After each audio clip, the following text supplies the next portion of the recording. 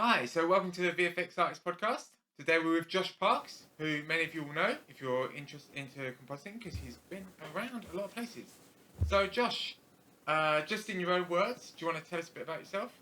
Oh my god. I'm Josh Parks. I'm a senior compositor currently at Important Looking Pirates, which is a company in Sweden who's opened up in Germany and London, which is pretty cool. And then previously I've worked for NPC, DNEG, ILM, working on films. So now I'm more episodic and doing a bit of film, but yeah, doing a bit of everything. I was also NPC ads at one point as well. So yeah, I've kind of done a bit of everything basically. I'm enjoying these like mid-sized companies at the moment. It's quite fun.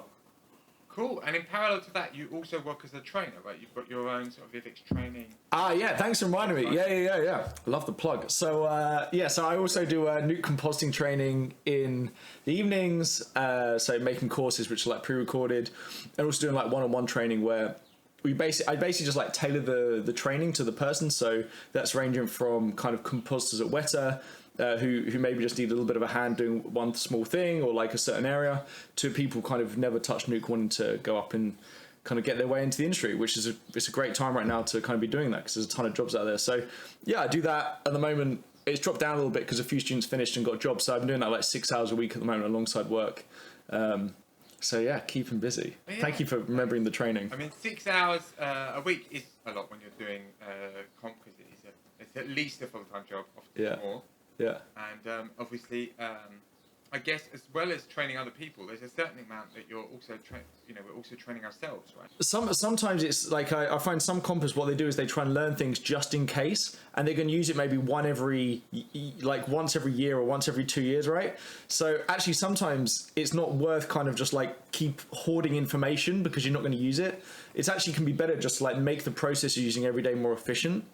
So that's always something to think about. I think, yes, it is like you want to continue learning and everything, but sometimes it's worth like just improving on the stuff you already know as well, rather than kind of just going, all right, now I'm going to learn Python and PyQt and stuff like that. It's like, no, actually, let me get even better at keying, or let me get even quicker at doing certain things. So yeah, but yes, it is hard keeping up with everything. There's an extent that those core skills, I mean, you never really finish learning them. You say like teach someone how to key, and it's like, well. Yeah, and there's a new node, right? Like the de-spill to color I learned about kind of like a year and a bit ago, and now I use that as my kind of default de-spill method, like de-spill to color, and doing a few different variations of that. So I mean, this is the advantage as well of working for different companies. You start and opening up other new artists' scripts, right? Like you can go in and see how they're doing things, and and stealing the best bits, I guess. One thing is also they do depend on the schedule, because I mean you can set something up for a film shot where you've got a certain amount of time and you can achieve the maximum amount of quality, whereas on an advertising or an episodic time scale, you really need something that's going to get you a good result quickly.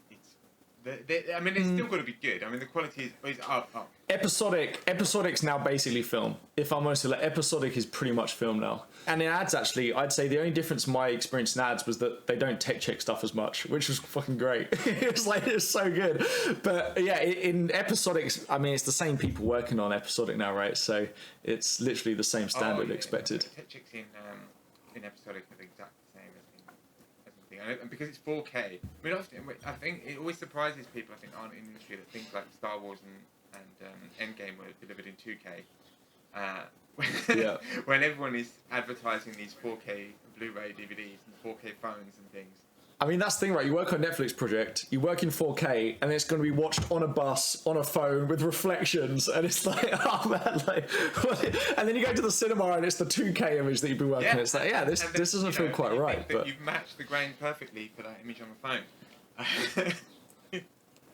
Yeah, exactly. And then you just TVI scale everything at the end anyway, up to 4K or 8K or whatever it is, and then you're good to go. So, although that's now, now it's all AI scale, I guess.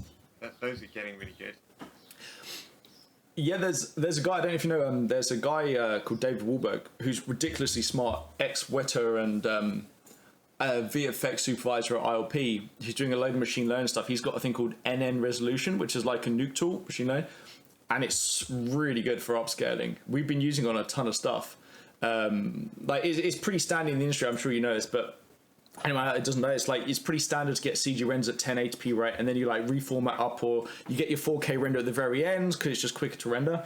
So we've been using that to like just reformat up renders to 4K, and it's pretty good, man. Like it's kind of nuts. It's kind of cool seeing this stuff starting to be used and pipelines actually changing a little bit with the tech. I wonder, like, especially the upscaling for CG, because I guess in theory you could teach it. You could just give it 4K renders. And then teach it. That's, like if you think of the ground truth in Copycat, you could sort of say, this is the ground truth, it's a 4K render, and here are some HD renders of exactly the same thing because it's CG, and then go, turn this into this, and then just render HD and AI upscale it to 4K. Yeah, exactly. I mean, unfortunately, I don't know enough about it. I mean, it's still kind of it's a bit of a black box, to be honest with you. You kind of get out of it and you're like, yeah, okay, this is what we got, and you can improve it, but. Yeah, I mean, maybe you could do that. I'm sure it's going to be used in that way. Is I think the biggest obstacle at the minute. I did a test. We're trying to do some roto for a guy. I mean, basically, I finished all my shots, and there was another guy who needed a bit of help. And I thought, I don't really want to roto this for you, but if the Copycat will do it, because I'm interested. Machine learning. And it actually didn't work on that example at all. But it's not, it's not obvious. Like if I'm doing a tracker, I know why it's not worked. So there's that learning of, because I think a lot of the skill of what we do is like learning why things don't work when they don't work, right? And then you can change. And I think at the moment, definitely Copycat is amazing, but it's still a bit of a black box. It's like, wow, it's done, it's perfect. I know Ivan used it for a load of like roto on Thor for temps, not final, but yeah. And I know on Matrix they used it to like restore detailing explosions and stuff like that. So there's like crazy stuff people can do with it, but it's still a dark art a little bit. Well, and again, the reason why comp's so powerful, and the reason why there's so many kind of comp jobs is because clients like messing with everything up until the last minute, right? And that's basically comp. And that's the interesting thing. Like if you think about machine learning and that black box stuff, it kind of goes against that a little bit. Like for instance, if a client knew what they wanted, they put it on the LED panel and then it would be done, kind of. But actually, they still change the LED panel. You end up rotating everything, replacing the background because they changed their mind last minute. So I think again, it's a tool, and I think it's been maybe a little overstated on how much it's gonna be used, if that makes sense. Like I think it definitely has its use cases, but at the same time, I don't think it makes the job easier. It's just another tool. Like an example of this as well is like, if you think about it, Nuke and technology's got way better since like the last 20 years, but I'd imagine there's probably more VFX jobs now than ever. And actually in your mind, you maybe think, well, as technology gets better, there'd be less VFX jobs because compers can do more stuff. But again, that's not the case. So it's kind of interesting with the machine learning stuff and seeing how it's getting used. Definitely is. And that's an interesting thing doing this podcast, because I've been speaking to people who were doing this kind of before it was an industry, whereas now, there are apprenticeships, there are universities, there's a whole career course, career path, and it's fascinating to someone who just worked in an Amiga shop and someone turned up and asked them to do a tornado video and ended up working at DD. It's much clearer now. Certainly, even when I left uni, there was no direct path into VFX as far as I knew. One thing I really wanted to get into, actually, is as you've started your career, you have been promoting your kind of own brand material with the mailing list, with your website, and later with the courses. And I thought what was quite interesting is you started that relatively early in your career. Yeah. Like, wait, I'm not senior yet, I'm not a supervisor yet. Like, as soon as you were kind of good as a good mid-level compositor, you really. I wasn't even a good mid. I was an okay junior. I mean, I started the newsletter in 2015. So yeah, I would have been. I think I was about a junior, like high junior at MPC at that point in my career. So yeah, 2015, 7 years of that thing. I mean, actually, you know what though? It was too. I think that was the advantage of it. That was almost like the reason why I think it worked. Like I was going to universities and teaching at the time. And I remember people would be like, "Oh, how come you're going to teach, right? Like you're just a junior comp, like don't they want like?" And actually, it was my advantage because I'd literally just come from that place, so I knew everything I wanted to learn it when I was in that position, and I'd now got all the knowledge and stuff. And I was like, "Okay, yeah, like this is what I would have wanted to learn." Where I've been to some universities and they've had like a visual effects supervisor there the week before, and that visual effects supervisor has tried teaching keying, and they're just out the loop, and they like, do you see what I mean? Like, and maybe they can't explain it exactly well. So yeah, I think it was to my advantage a little bit starting it early, and that's the reason why I started the newsletter. Cause it was like, fuck, like this sucks. Like I would have loved to have been finding out about these articles when I wasn't in the industry, but it's kind of a very close knit circle, as I'm sure you know. Like everyone kind of knows each other, and everyone just shares stuff and sends it on WhatsApp or via email at work on the internal internet, and then it just never gets outside the little circle of film. So yeah, that was the frustration need for it. Yeah, no, I mean it's really interesting because it's like a little. So for those that aren't aware of it, it's like having a little update of all the sort of blog articles that have come out. That are all out there. It's not original content, but it's a bulletin point, and you can just find everything. Oh, this is great. It's a great little blog. It's a great thing. And I'm not sure how many subscribers. Is that a secret? No, I'll say, because I know exactly, because I have to delete them every month. So it's 2,000, because that's the MailChimp free limit. Yeah. Every month I go on it and I go, okay, who hasn't read the last like 5 months worth? And I just get rid of everyone, and then there's basically I'm allowed to send another newsletter that month. So I mean, at some point, who knows? Maybe I'll stop being tight. But at this point, that's working for me. Well, fair enough. I mean, you're giving it away for free. Why should it cost you money? But it's good to know. Like if you've got the newsletter and you haven't been reading it, be and delete it. There you go. You've all had a fret now. But it's not even because of that. Because some people obviously do sign up and then they don't find it useful for whatever reason, or they just like don't click it, etc. I mean, if I'm honest with you, like it's really been useful for me because I can just search through them. If I've got a cool thing I find, I'd put it in there. And then I can search it whenever I want. Like, again, it comes down to that knowledge thing I was saying to you earlier. Yes, learn and understand it, but you don't have to remember it off by heart all the time. You can just go in, as long as you know the words to search for it and you understand how to use it, then you can instantly find it. So I'm using it for me, really, as my own like little catalogue of tricks I find, if I'm honest with you. Yeah, like a little personal. I mean, it's funny. I did a Pluralsight. I did a tutorial series. It's a little bit out of date now, but. I had to do something in V-Ray. I can't remember what I had to do, but I couldn't remember how to do it. And I had made a tutorial, so I just went back and watched it. To remind myself. Yeah. There's an element of, and because I did it myself, I knew exactly that I would be saying it the way I think. Yeah. Other exactly. people are smarter than me or better, but I know how I think, so I did it. And those are my words, and I'm going to understand it. Exactly, and that's the best time to make a tutorial. Like once you've just learned something or you find it useful, it's the best time because you know where it was when you started, and you can explain it better, and you can translate in between those two different points in your life. Whereas if it just comes natural to you, and you're like, okay, now do this, the why question isn't there anymore because it's so kind of intuitive. I mean, actually, funny you say that. Like when I was on Ready Player One, it was full CG and we all forgot how to key. And then we went on to the next show and it was like, oh god, there's like grain and we can't just put lens distortion at the end. We've got to put on all the elements. And it was just, yeah, as you say, like you become very good at one particular thing. And if you just document it in that point, then when you've got to pick up and get to speed again, you basically can just teach yourself the thing.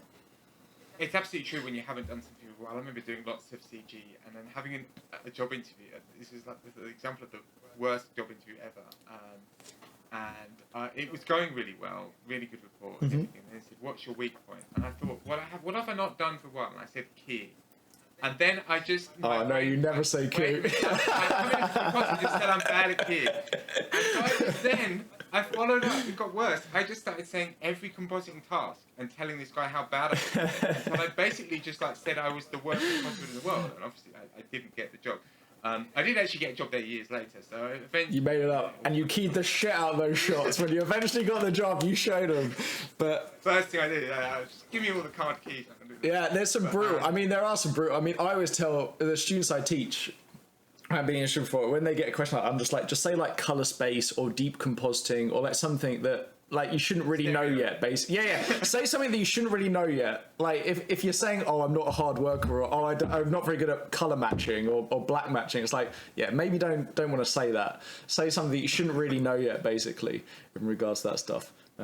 Oh god. I mean, the thing is though, that isn't like what you said isn't true, right? It's just in the moment you just kind of panicked a bit and you were thinking out loud, and it was like, oh god, I just said it, and then yeah. I don't know if you've ever had that feeling where you're just watching yourself just make a complete tit of yourself. Oh yeah, everyone said it, man. You're like a passive observer, and your mouth is just going. Crap. Yeah, I hear.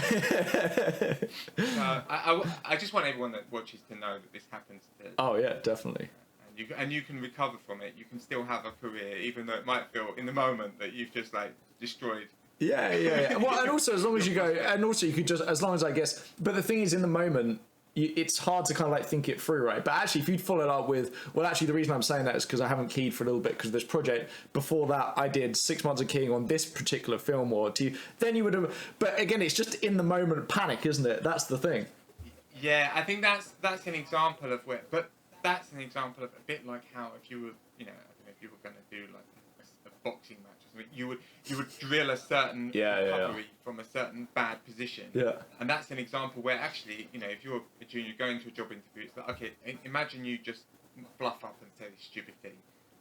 Here's a comeback you can just use. Yeah. Just like get back in there and not, because while you're panicking, at least if you've got something that you've practiced, you remember. And in fact, every time I've done a job interview since that time, I have made notes beforehand. Oh, that's smart. The company about everything, and just, I'm not the person that normally would like to do that, but I became that person because of that experience. Yeah, no, exactly. I mean, and this is one thing. Like when I'm teaching or training people that haven't been in an industry before, we practice doing interviews because it's one of those things that, like my students probably going to be up against people that have been to university for 3 years.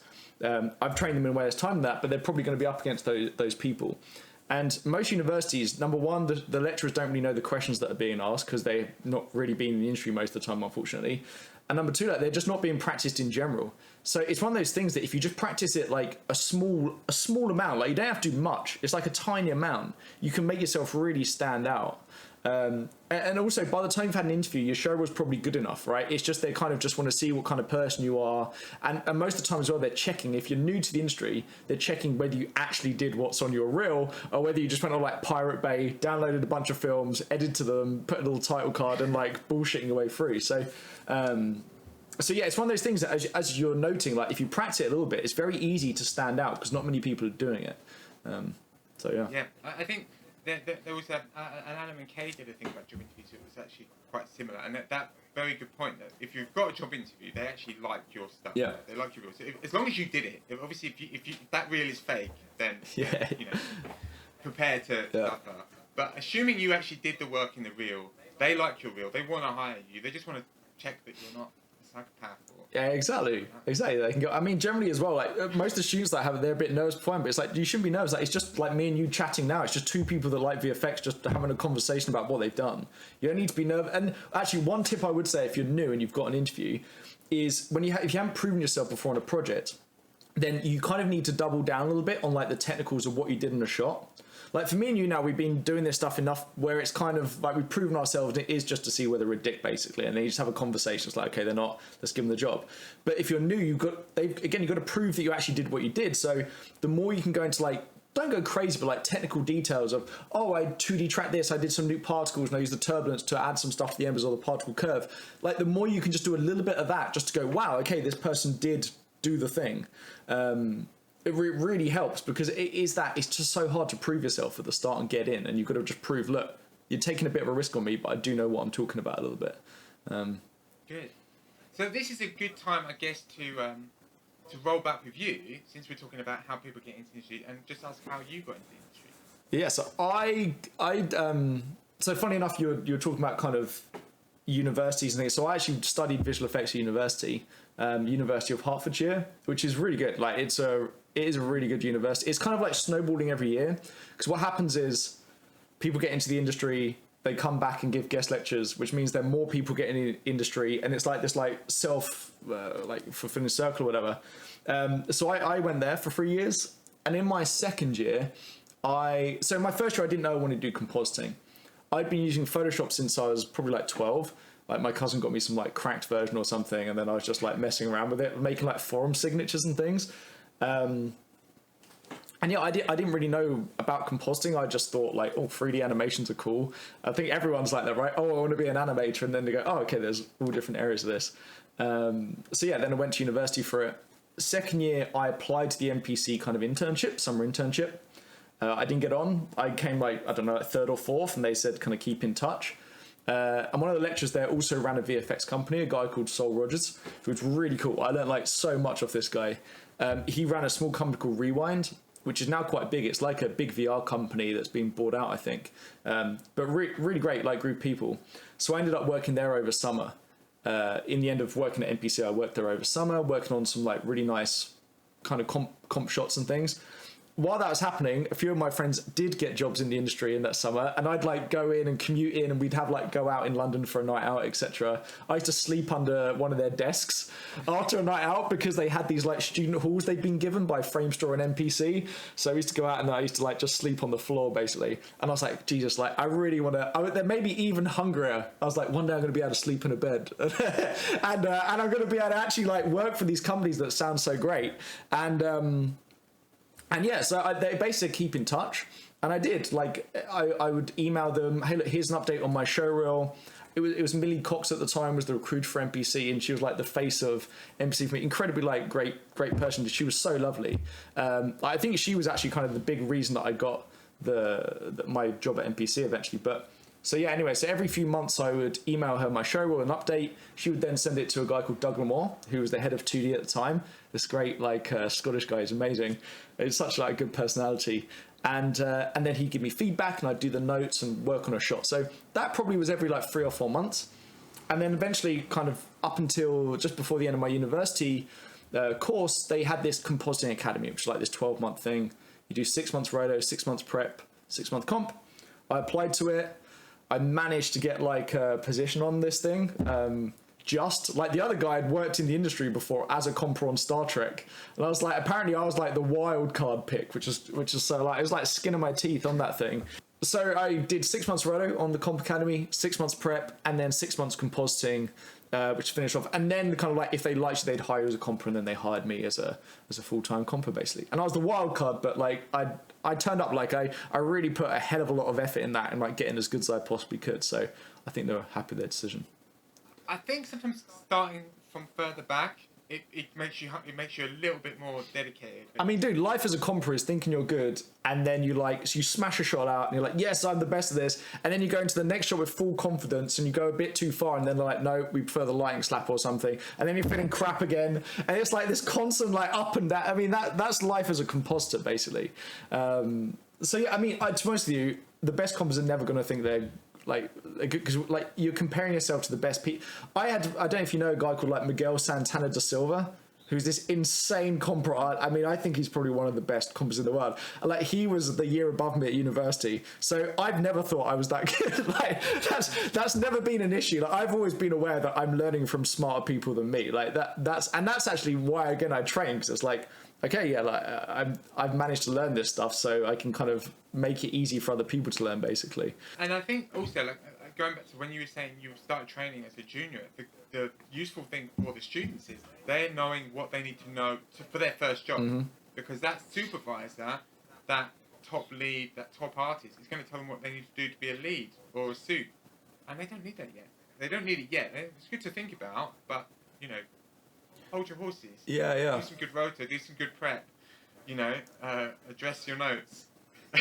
Keep a list. I mean, the interesting thing now is though it's like less about and actually like because now the thing is I am obviously more senior than I was when I started training, so there's more stuff that I could like. I mean, I had a student that was like, it's like drinking from like a fire hydrant or something, right? Because it's just like, here's 10 years worth of knowledge in keying basically in like 2 hours or something, and then they're practicing it in the week. So I do make them aware of that, but.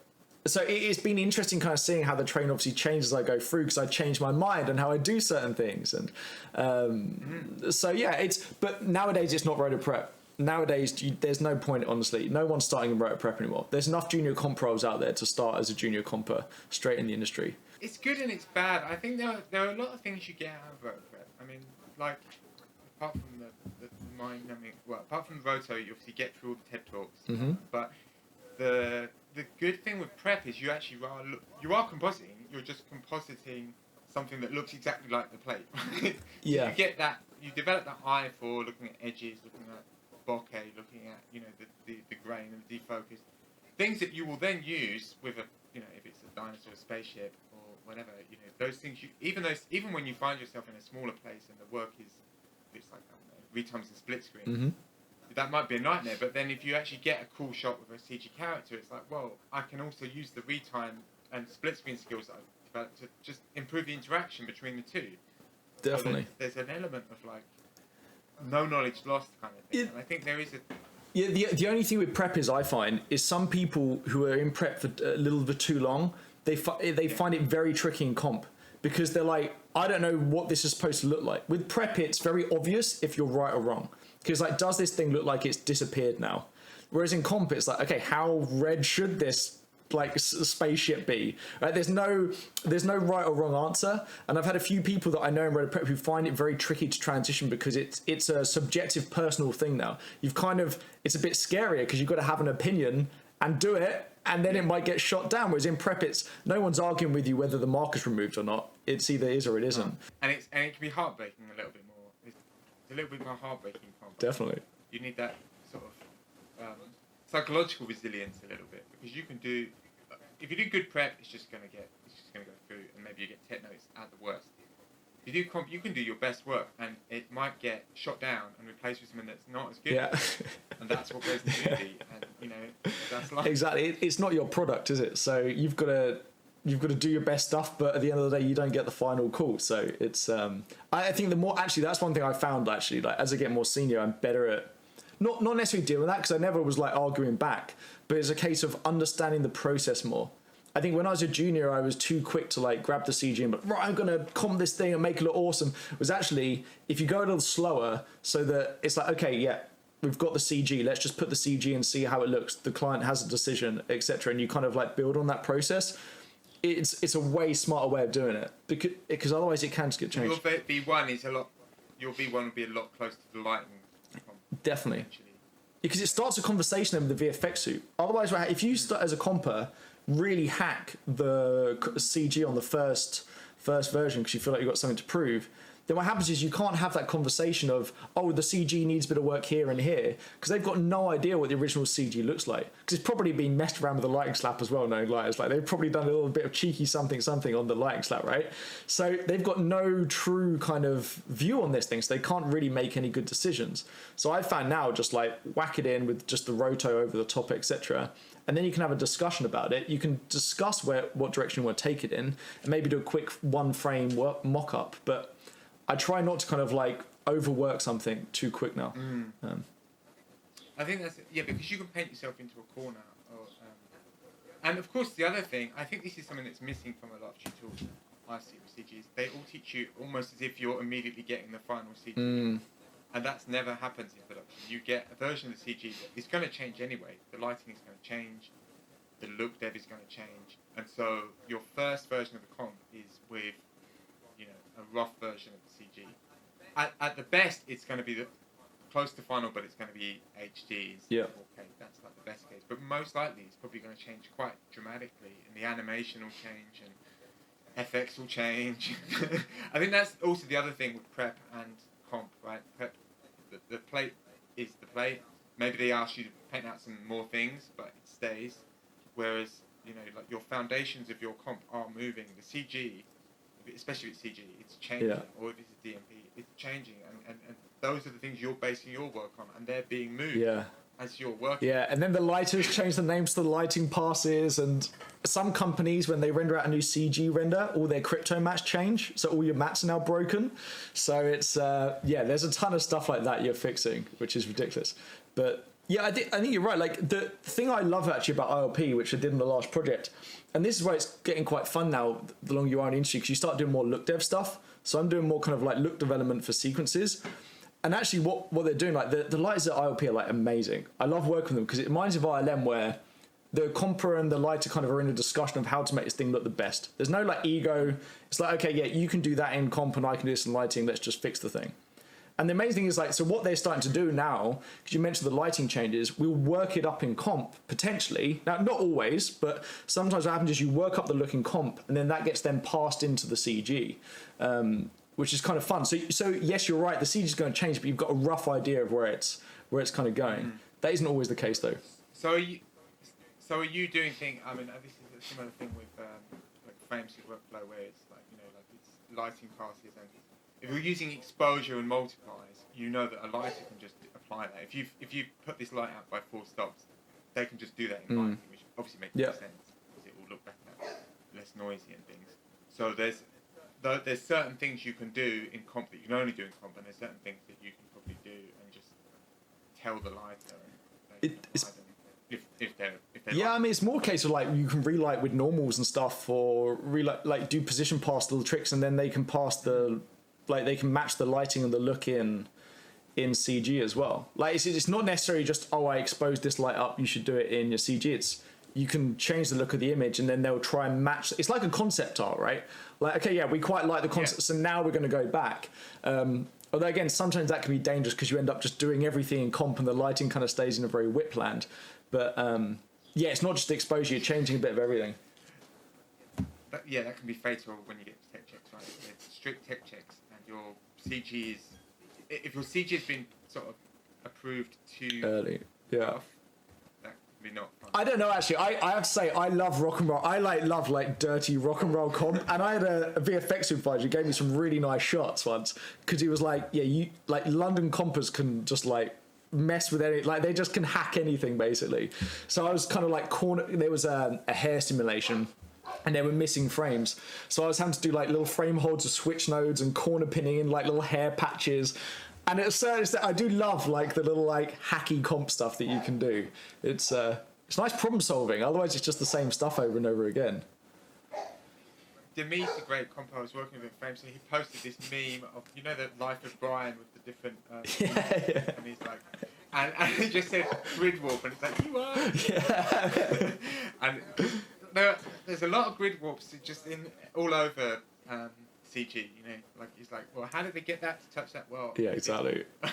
There's a grid warp. Exactly. Something actually, speaking of warping, something I like doing at the moment is like making a ST map with just an expression node and using like transform masks on that to do it. Like I love that for warping at the moment because it's just I find it really nice and visual and easy to use. So it's that's my go-to at the moment. Yeah, there's a pre-built one of those like called iTransform, which is that inside basically, but it's kind of it's really handy. There's always that where you've got maybe the layout is like 3 pixels off or something like that, and it's just they're never going to get it layout to that level of precision, and I can just move it, nudge it a little bit, and not tell anyone. Exactly, yeah. Do it on the slide and then daily it. Don't put it in your notes. Yeah. This was fine. This was exactly how we got it. As you're like key mixing 8 different lighting groups versions together, and ooh, that especially if they start archiving stuff and they don't realise that you've got still got some stuff from version 1 because there's 2. Exactly. Actually, I heard a horrendous story. There's this person, I won't say, I don't know who it was, but I heard this story of someone just like dissolving between all these different versions throughout the shot. And then when they had a note, they'd do it to the side and then key mix in that check. It was just, it wasn't very good. It's not an efficient way of working.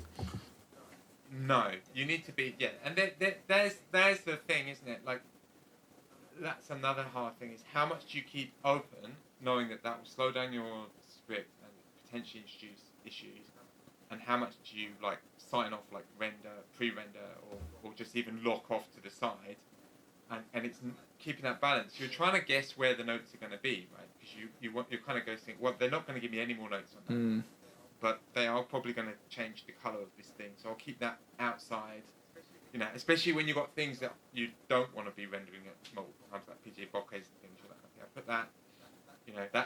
That they're going to change the color of this. So I'm going to put that color grade below the PGA bokeh because they're probably going to change it. Yeah.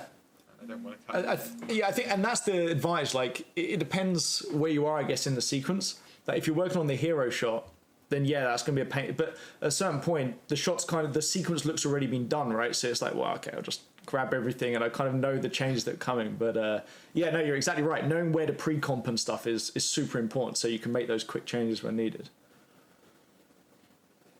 Yeah.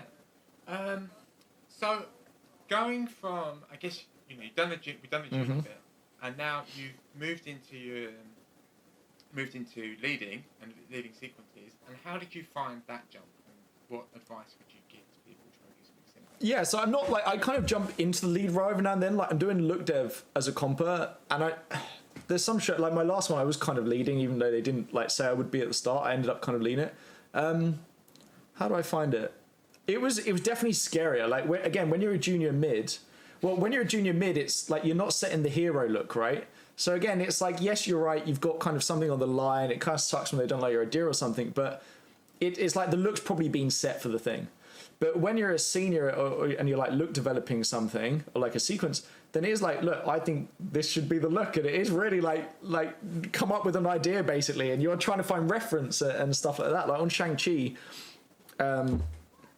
they've very kindly let me kind of do some look dev on this kind of like jungle sequence. And I was looking at like the Jungle Book, and then they changed their mind and they wanted it more magical. So I did a tryout. I guess it's okay. So like I did a tryout where the grass was kind of golden. So like the yellow brick road and all of this kind of stuff. And then they went kind of full circle back again. But we tried a bunch of ideas out there, and I love the team there because they're very up for it, and we were trying stuff out. But it's definitely scarier because you're like, I think this looks good, and then the VFX supervisor thinks it looks good, and then does the client think it looks good? So yeah, but it's more fun. I prefer it now. Like it's way more fun because you're not just getting the shots where it's just like add some stock footage, do some key. Like it's less about, once you get to a senior level, it's less about how do I key this thing, and it's more about how do I get this thing to look as good as possible, right? Like once you know the tool, it's not about that anymore. It's about just like how do I get this thing looking amazing, or like help telling the story and things. And for me, that's the fun comes in.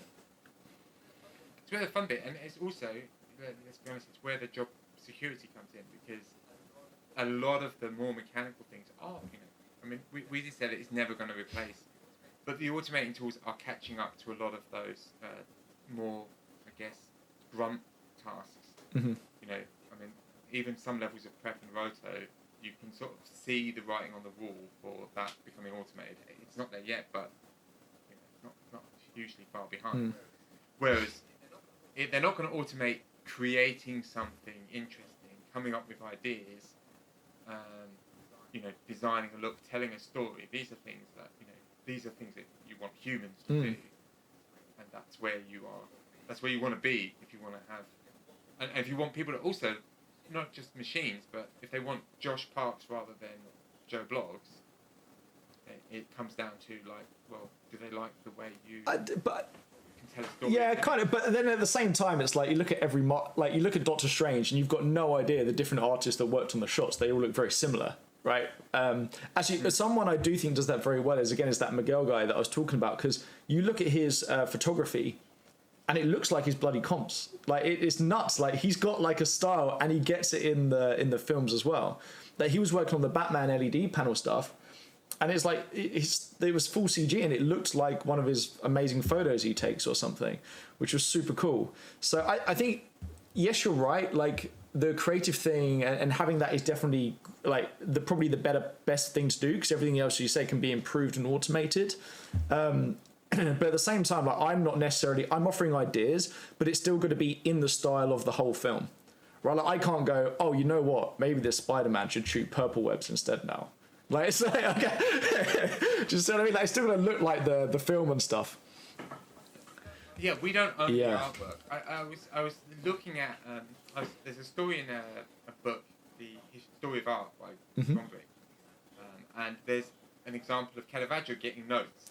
That is amazing. Because you think even an artist at the level of Caravaggio getting like they don't like. Yeah. And it's fascinating. So he did this painting of a saint, and the story is a biblical story. This saint is illiterate, and an angel comes down and says, "Write." And so he imagined it like this angel, almost like how you would teach a child, and this old man, and he's sort of helping, you know, holding his hand and helping him to write, and he kind of looks, you know, wizened and grumpy. And the church just didn't like it. They were like, he doesn't look. The grain's off in the blue channel. You know. What's going on? Yeah, and they were just like, he looks too like an old man. He looks too clumsy, you know. Which I mean, it was definitely based on sort of biblical reference, but they didn't like it. The point and the major difference, apart from Caravaggio, no, quite the level of Caravaggio, but the major difference is that he then took the painting that they didn't like and he sold it to another church in Germany. I mean, it was destroyed in World War II, unfortunately. There's only black and white photographs of it. But it's interesting. He did this church in Italy. They didn't like it. He took it and sold it. And of course, if they don't like your comp for Shang-Chi, they don't like that particular Jungle Book version. Unfortunately, you can't sell that to a client. But that's why I don't like thinking we're artists. I think we're more designers than artists, right? Like, we're artists to a brief, which is basically design at that point. So, because the designer can't, they're still working with the client, where an artist can go, you know what, I want it to be red because I feel like it. Yeah, I mean, I think that is the big difference, and that's where, you know, if you really want to put your own mark out there, you kind of need to create your own personal work, I guess, if you know, which can be an important part, especially if you want to be an artist. You maybe use the skills that you're getting from these big movies, or adverts, or long form, or whatever you're working on, but you can take that and apply it to your own art. Because what we do is art, but it's not, as you say, it's not our. And it's still worth, like, you can definitely improve an image and make it look amazing and have it and be a really good comper.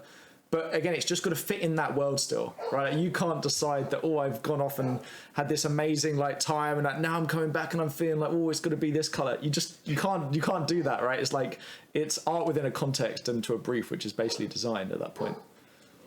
Yeah, and the potential for, as you say, we're the ones that they can noodle with, right? The most, they can just send it back to us, and we can keep changing it until they run out of time or money, and that's kind of the limit, right? Until they run out of money, exactly. But they can potentially change it right until delivery. Yes, exactly. Which is again why the machine learning black box stuff and the LED panels are great, but if you've got people that are just going to keep making changes, then how useful is it? It's only useful if you're set in stone exactly what you're going to do. Even a screen replacement, there's no, even without LED panels, there's no reason you can't put the image on the phone. The reason they make it green and have us comp it in afterwards is because they haven't decided. Yeah, exactly. Yeah. Even if someone's looking at a computer screen, we'll comp it in. Well, why is that? Because they haven't decided what they want there. Yeah, I know. And also then the film industry has this kind of love-hate relationship with VFX, right? They kind of want it both ways. They'll always romanticize back in the film days. You couldn't adjust screw with stuff as much, and it was more set in stone. But at the same time, they could still shoot like that with digital camera. It's just they can't have it both ways, right? It's either you want to make your decisions last minute, in which case you're going to be quite heavily dependent on VFX, or you try and get it mostly done in camera, which is LED panels, and as you said, in the phone screen. And then you can't make that decision later on. You can still make the decision, but you don't have to if you don't want to, because it's already been shot. I think one positive for the LED screens, I was thinking, is even for green screen shots or blue screen shots, if they get their habit of production, of deciding what is going to go in the background before, maybe because they've set up productions for LED screens and they've just got their schedules and their way of thinking aligned with that modality of having the background decided, their green screens are going to look better and their blue screens are going to look better, because if they've decided, then obviously the DOP can match the lighting and everything is going to look better, right? Because you can't really change the lighting that much. That's the fakeness that comes out of green screens and blue screens. You can keep it perfectly, but you can't change the lighting. If it's lit in a studio and it's comped there in a field in the sun, studio lights don't look like the sun, and they just can't, because the sun is huge and very far away. Yeah. There was an issue like that actually a bit on Jungle Book. We were looking at our comps on HDR monitors, and obviously the CG was rendered with the sun, right? They could literally put the values of the sun in the color temperature, and it's rendered with that. And then the kid was obviously shot on set. And on these HD monitors, when you looked at the comps, you could see, it didn't feel right. The kid looked fake almost. It looked like he was in a set, and everything else felt real. So, yeah, you're exactly right. And the thing with the LED panels as well is the dynamic range always needs adjusting afterwards, because they can't kick out the dynamic range of the real world. So you do have to still work over the top of them. And it's a game engine. I mean, we're still, Unreal Engine is great, but it's still a game engine. It's not Arnold. It's not, it's not V-Ray. It's a game engine. It's not ray traced really. So you've got those limitations, and then you've got things like lag. You've got its own set of issues. Exactly. I think it's all great. I love the idea. I think it's awesome, like to have. I think it's just, again, with all technology like the machine learning thing, it's like, yes, it is awesome, but it's not as awesome as it's being made out just yet. The ideas are good though. You've got to promote how awesome it is, though, if you want money for it. Like, This is true. If you've ever spoken to a producer to get them to get you anything, Yeah. you've got to oversell it. I mean, I remember a small trying to get them to get RV, and it's really hard, because you need RV in comp. It's really useful. Yeah. Yeah. And it's really hard to explain. It's like, what does he do? Well, it plays EXR. Yeah, just use QuickTime. No, I can't use QuickTime. You don't understand. You can play them in Nuke. That compositing application you get paid, 5-6 grand for. You can play them back in it. Yeah. Like, not really. Yeah. You can buy me another one. Yeah. I can make them pretty in that one, and I want to look at them in this one. Yeah. Jesus. Yeah, this is true. No, I mean, again, it is still awesome. I'm just saying, like, it was kind of like the brown screens on June a little bit. Like, yes, the idea's good, but they did have to do a lot of roto as well.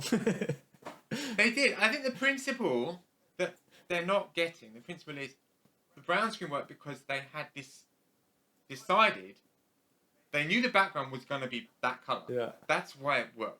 If they then decided that the image was going to be a green jungle, or it was going to be blue and ocean, then it would have been a disaster, right? It would have been really problematic to have these sand screens. Yeah, the edges. You've got this sand screen, and then you put them on a background of sand. Yeah. So all your edges should, in theory, be done. I mean, that's the idea behind it. That's the only reason why you do it, really. Yeah, you're not changing too much. You're not futzing around with the colour of the edges and all your edge extents, which they're all all of them are. But I don't know how much inverting the image so that it looks blue and keying it is a legit thing. I get the idea, but it's like, but then also their Caucasian skin is also going to go the same color, and like, it's yeah. But again, the idea is cool. Like, I like that they're changing that stuff, right? Like, it's cool that they're coming up with ideas for it. But yeah, super interesting. No, it is. I mean, actually, speaking of invert, it's all color skin. We did very years ago. We did this rap video, and we filmed it in a digital camera, inverted, where we had friends, and some of them were left blue, so they had naturally dark skin, became blue. But the ones we wanted to look like natural skin tones, we actually put blue makeup on them. And then they came out. God, you blew mango into like their natural skin tones, and then we had like all these purple boxes that looked like crazy CG That's stuff. genius. This is like.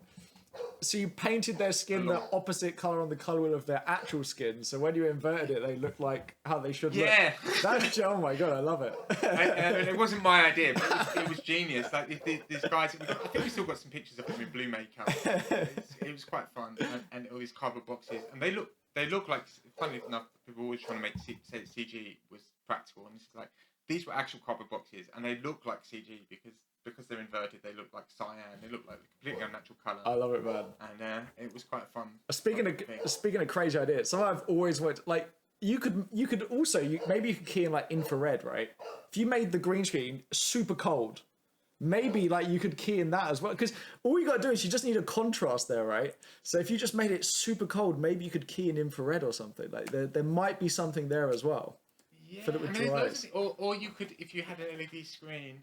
I think they're doing this. If you were to film at a high frame rate, like a crazy high frame rate, like your 48 or something, if they're not moving too fast, and then you've synced your screen so it's going. Oh, you do every other blue, frame. Green image. Then you've got the image, and then in theory for your key, you've got the actual green screen, so you can get a key. Obviously, you might get that. Offset would be a problem, but I'm hoping that some of the tools they've developed for stereo or something like that you could use. There's depth cam. There was a thing of depth keying. Oh yeah, I tried that keying with disparity maps and stuff. We were trying that on the. I mean, it was just like we were trying it because we're VFX compositing. We just like to overcomplicate stuff and fuck around with technology. But it was like we're trying to like key in depth basically, which is disparity maps and stuff. Yeah, I wouldn't advise it. It's a cool idea. But... No, you always end up going back to like exactly basic keys and roto. Yeah. Even like the amount of times I still use just the keyer node. It's funny, like everyone you think you've got IBK and Keylight and all these cool things and all these super high-tech things, but the amount of times you just make a keyer node. Oh yeah, dude. Not even that, you just up the saturation on the plate, shuffle out the green note, the green channel into the alpha, and just use that as your alpha for half of this. Like, yeah, it's you don't need all this Yeah. stuff. You can use anything basically. I mean, that's the great thing about comping, right? It's just like hundreds of ways of doing the same thing. So it's cool. I think that is the advantage. Once you know what's going on, I think understanding where it's coming from is really you can kind of get anywhere, and you can sort of know when things are going to work and when they aren't going to work. But yeah, it's the simplest thing that gets you something that looks good, right? And you can concentrate on making it look nice. Definitely. I mean, that's something as well. Like the amount of times I've seen people try and really like mess with the key and try and key this one little bit of hair, maybe. So you could have rotated that in like 5 minutes. Like it's like Occam's razor. Honestly, just like look at just do the simplest way is probably going to be the best way to do this stuff. And that's the thing as well. Like sometimes we love complexity and we love like problem solving and really like getting into technicalities. And actually, sometimes it's just like, okay, look, if I just do this simple way, then it's going to get me there quicker. Yeah, no, I mean, I think the kind of cool thing with the advantage of doing the procedural things is when you want to apply it to multiple shots. Yeah. But very often you actually have one shot that's like that, and it's it's kind of knowing which one you have. Is this a thing that's kind of simple? It's going to be time consuming, and I've got 150 shots. Yeah, you don't want to be touching maybe I should just spend a long time coming up with some clever solution, or is it just I've got one shot, and to be honest, just doing it by brute force is going to take me like a day. Yeah, I might as well just get on with it. Yeah. No, even though it won't be fun. Definitely. Won't be as fun. Definitely. Because that's sometimes there's an element of. But on the other hand, sometimes you do want to let yourself have fun. If you have time, you want to play with the toys. Yeah, exactly. You want to try a few different ways of doing things out. Yeah. Unreal Nuke. Yeah. Tell us about that. Well, it's just. Been using it? I've used it a little bit, but it's super interesting. Like, I think the thing is, it's going to be a bit like COVID and remote work. I think we could probably be using Unreal for certain shots and projects now, like with the Unreal Reader and maybe the lighters in Unreal. But it's going to be a case of like, in COVID, right, we could have probably been working remotely for like a year or two beforehand, but we didn't because it was just like status quo. Everything kind of stays the same. It's all working. COVID happens. They haven't got they haven't got like an opportunity. It has to work. And now, oh look, suddenly everyone could have been working remotely all along. And I kind of feel like Unreal's the same. Like, I think it's just legacy pipelines and workflows at the moment. I think it's good enough to start using for certain shots and things. Not everything, but certain stuff. But it's just legacy and pipeline and things. Like that's the thing holding it back. Something You do need a lot of local storage is the thing, and you do need it's less about having a farm and more about having a very powerful machine and a lot of RAID drives and things. It's a bit like the old Flame suite essentially in some ways in 3D. Yeah, but it makes sense. Like now as a comper, I can go in, I can bring in assets, I can light. Like I can see lighting and comping like crossing over in the future if Unreal is the way to go. I can really see those two worlds really crossing over because you can move. Now you're not hacking relighting stuff with normal passes and stuff in Nuke. You can go into the scene and actually adjust lights and things. And you've got live groups in Nuke now, right? Where they don't get used that often, but sometimes they get used where you've got someone working on the background, someone working on the foreground, but you could have someone lighting the scene in the Unreal Engine, you hit refresh, all the shots get updated, and you haven't got every single comper doing the same normals hack trying to add rim lights or something. But the interesting thing as well is like how it impacts the game industry. So there's a guy I used to teach who's like a CFO of this big games company, and we're playing around with ideas like maybe in ads. Okay, you're in ads, perfect. So in ads, you've got what used to happen is you'd have the flame up with the leather sofa behind you. They'd sit down, you'd have the flame up doing the show, etc., and doing the stuff live. You could do that in games now with the Unreal Reader in Nuke. You could develop a game with the client behind you in Nuke, and then that idea then gets passed into games.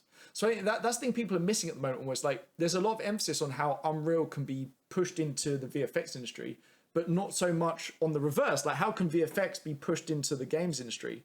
And there's actually a ton of stuff you can do.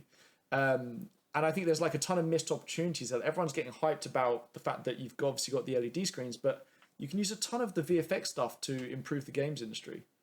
I'm going to try and sell your idea at the mill, because they've still got those sofas, and they're very nice sofas, and I want to be sat in front of one. Do it, man. You know, doing We my, can be game look devised. doing my Nuke. We can do it, man. We can do it. If you do it, let me. Yeah. We can invite me in. We can have a little suite each.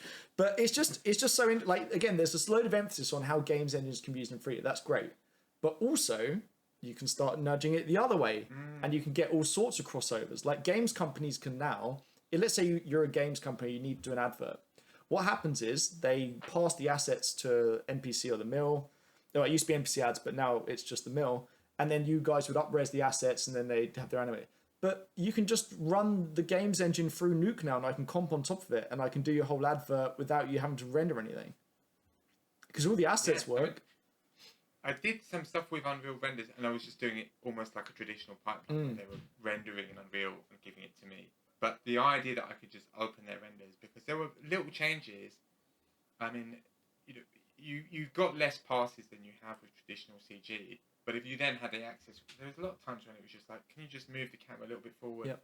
You know, and if you could do that in Nuke, it would have been really, really, really powerful and really handy. So I'm looking forward to getting sort of down and dirty with that, because it looks like a very, a game changer. And also things like, although this is back to like traditional comp stuff, all this stuff we do with productions, it's almost like you could almost never use Nuke's 3D classic 3D system again. It's Unreal. It may not be as good as Arnold or V-Ray, but it is definitely as good, way better than scan and render. And if you could do it in a scan and render, you could do it in Unreal, and then you're like, yeah, exactly. You've got a bit of a boost. There's a ton of stuff, man. Honestly, it's crazy. And also the crazy thing is then it's like, at the moment, comp is the last thing because of the render times. But actually, if it's all in Unreal, you could have the animators working while the comp's working. Like, you can change the animation in the last few weeks now. I think there's a ton of opportunities that are coming about. And you're seeing more small companies utilizing it because they're less reliant on legacy pipelines. But yeah, there's some cool like YouTube channels actually. I've had one reach out to me that was using Unreal and shooting it all live on set. It was super cool. And it's just, they're a team of like 5 to 10 people doing it. So it's going to be an interesting few years, I think, for our industry. And there's Unity bought a lot of wetter stuff, so there's some other things going on. And if you've seen I don't know if we saw the stuff that Chaos is doing with the Vantage. Oh, I haven't seen that. Like, you can basically, so when you export a V-Ray renderer from whatever you export it from, even Nuke, you've got V-Ray from Nuke, it makes a VR scene file, and it can read that in and run that in real time, basically, as a ray traced. Ooh, that's kind of cool. I've seen that hooked up to like live production, so virtual production with a CG character, and you're looking through the camera. So there's some definitely lots of other things. Obviously, it's a bit like VHS and Betamax.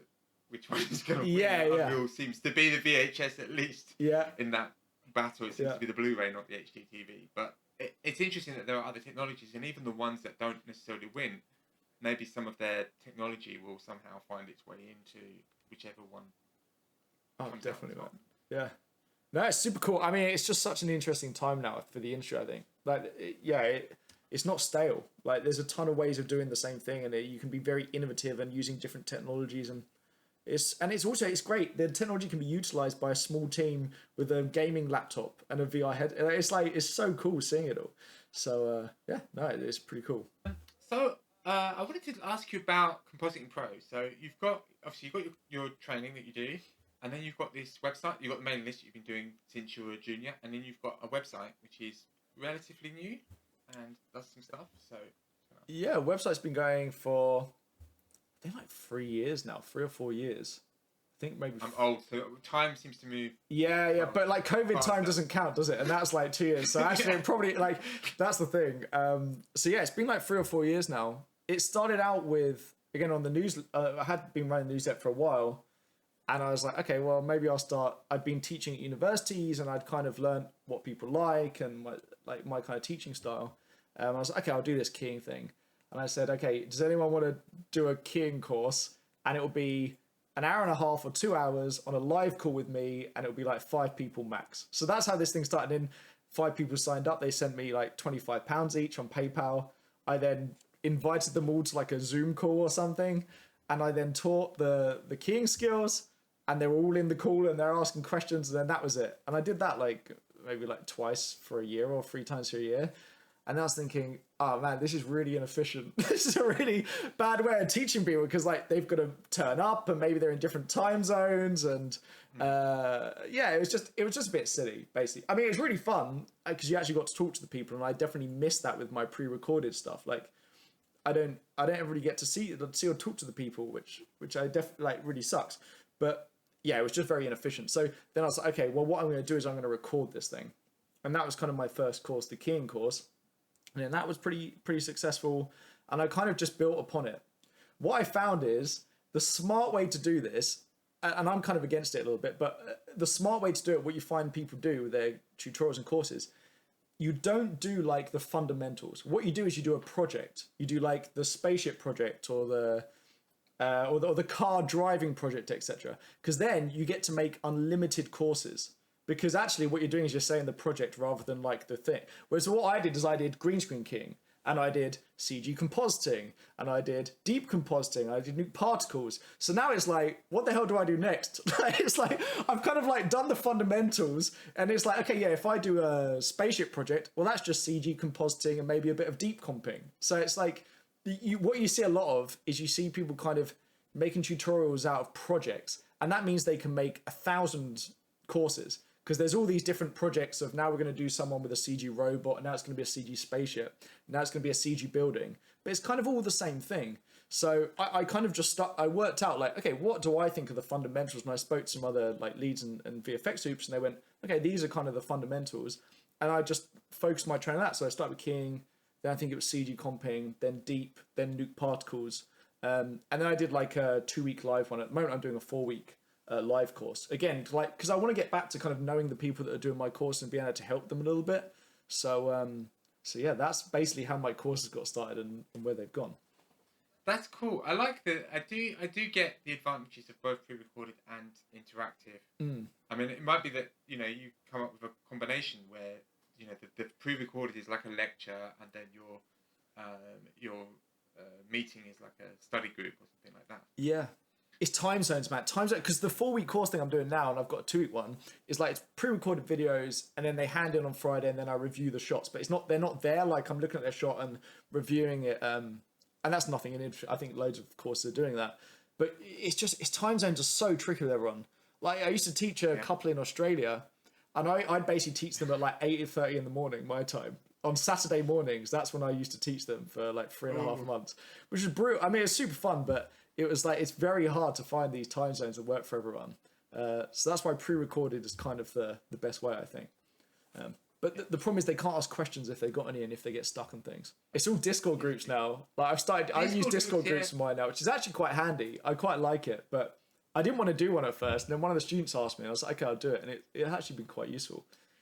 I mean, Discord we were using one of us for work from home, and it was great. I mean, I really liked the fact that apart from actual meetings, you could just have like a voice chat on, and there was a little group of us that would just chat.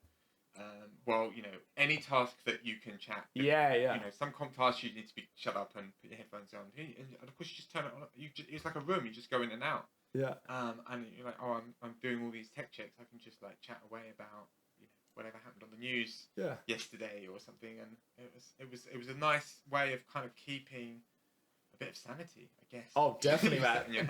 Definitely. Like it's like that's what I miss about being in the office. Like I really miss it. And we had a group of us on Skype. We're all different companies, but we just chat while working a little bit because we just needed like it's nice just to moan as well a little bit, right? Like sometimes you just need to moan a little bit as well, and like it's nice just to chat and like shoot the shit and like you're sharing ideas and. I don't know. That's the bit I think everyone misses, right, about being in the office. Well, yeah, I think we're getting. I mean, your important looking practice is in Sweden, right? So you're not going into the office like ever. But I mean, unless you move to Sweden. Whereas, I know that most companies are starting to bring us back in like 2-3 days a week. I don't know if many are, man. Is Framestore and NPC are the only ones that I know, right? Are there any others? The Mill as well. We're going back. That's Technicolor.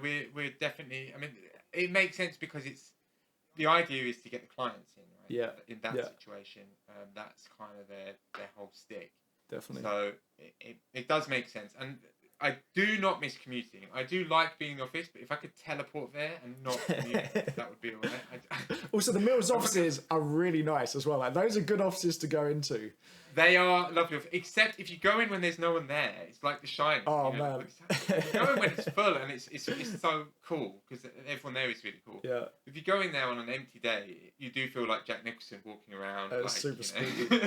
I remember actually. So like, start of COVID, I was on an NPC advert. Oh, I don't think I can say what it is. I was on this NPC advert, and it basically had to be done in house because it was like a new product that was coming out. They didn't want it to release everywhere. We're in a locked floor in the whole building. So we were the only people that couldn't work remotely. So there were 5 of us in the middle of Soho in NPC's building. The whole building was dead, no one there, and all of the shops and stuff had like boarded up windows basically. And I'd be like, there'd be like 2 people on the bus on the tube when I was going in, and it was just us. We'd go to the 5th floor on a locked floor, and then we'd come down, and it would just be abandoned. It was the weirdest thing, man. It's so odd. I do like the empty tube though. Yes. I prefer the full tube. Yeah. it was insane. You used to get the bus and it used to take like 50 minutes and it took 25 or 30 minutes. I was like, oh my God, this is amazing. It's like getting your own little like Uber to work on a bus. This is incredible. It was Uber the size of a bus. Yeah, exactly. That's when you know you're doing well for yourself. This is how Steve Jobs must go to work. Brilliant. Well, I guess as we come towards the end, what is next for Josh Parks? Oh my God. I don't know, man. I'm not going to lie. I really don't know. I think just more of the same. Like, I'm really happy doing what I'm doing. Like, I really, really enjoy it. Like, I'm loving working for LP. I'm really enjoying doing my teaching. So I'm hoping just more of that, if I'm honest with you. Like, I'm really liking it. It's nice being in an industry that's actually doing well. I'm not going to lie. It's nice to finally be in this thing and being like, yeah, okay, VFX is in demand now and it's like really needed. Yeah. I mean, there was all the times when people were laid off and it was scary and it's like... Yeah, it was just a case of like, it's nice now. It's just so needed. Like, it's in demand and there's a massive shortage because none of these companies have actually invested in training anyone like decently. So yeah, it's really great. Like being in an industry that's finding. I mean, it's going to be interesting seeing what happens. Like Netflix shares are dropping. Maybe like membership rates go down. So it'd be interesting to see where they double down on content because of that, or where they start cutting content. Right, a lot of writers have been laid off, and of course it's like an iceberg, isn't it? They're over there. But if they were laying off writers, well, they're not writing content. Yeah, we're going to be later in the chain. That's going to impact us basically. Yeah, it's a bit like how we had a dearth of work, not when the lockdown happened but it was when they ran out of stuff they'd shot. You had that sort of gap because they weren't able to shoot because of the lockdown, and then you were like, oh. There's some crazy stuff with that, man. It's like when I was in ads, they were working out whether they could reuse previous shots from other things for like car commercials. They were going through all of the shots in car commercials going, can we just edit an ad with all our previous stuff and just update the car and things? It was it was crazy. But yes, you're right, like they just didn't have anything to work on, did they? No one was generating plates basically. Yeah. But people were definitely watching it. That's it. Yeah. It's why they sent us all home, but they made sure that we could work at home. Yeah. Exactly. So that was cool. Where can people go to find you on the interwebs? So on compositingpro.com is kind of my training, and I just kick out like articles, and there's free tutorials on there. Maybe I've like made something like there's like a confetti particle simulation that I made at NPC, and I just share that. So that's on compositingpro.com. And yeah, if you got any like questions about anything really, like just drop me a message. I remember what it was like starting out, and I guess it's the same for you. And reason why you do this podcast, like. It's just nice to be able to like know what you wish you had when you started out, and then you can just make it now, if that makes sense. Yeah, I mean, there is so much, and it is amazing how much there is available. But there used to be this book called The Knowledge, and if you wanted to find a post house or a company or in the film industry, you had to have access to this book. This book cost like £150 or £200, and this is in sort of early 2000s, so it was even more. Oh my God. Now. In today's money, and so usually a company would have a copy. So I remember being a runner, and just as my contract finished before going, like grabbing like loads of paper and just like writing all these names. And making your own The Knowledge. I mean, my first application. I remember just walking around Soho and just handing a CV. Oh my God, I love it, man. To do, how to do things. Pirating books. I love it. You're pirating books by writing it. Just write it. You literally did, yeah. You That's literally nuts. just like look at the receptionist Rolodex and just write stuff down because you had no LinkedIn. You had website you could go to find out people.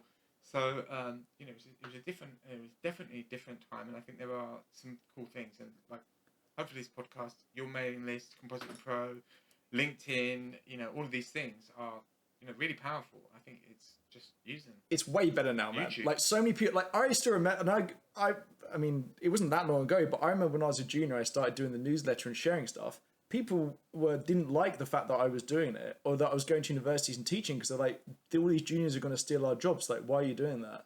And that wasn't that long ago. Right? So, and it was like, it really wasn't a time when people were sharing stuff because they were trying to keep all the ideas and secrets to themselves, right? So, but now it seems there's a ton of people doing it, which is awesome. Like, there's a ton of good people sharing what they know.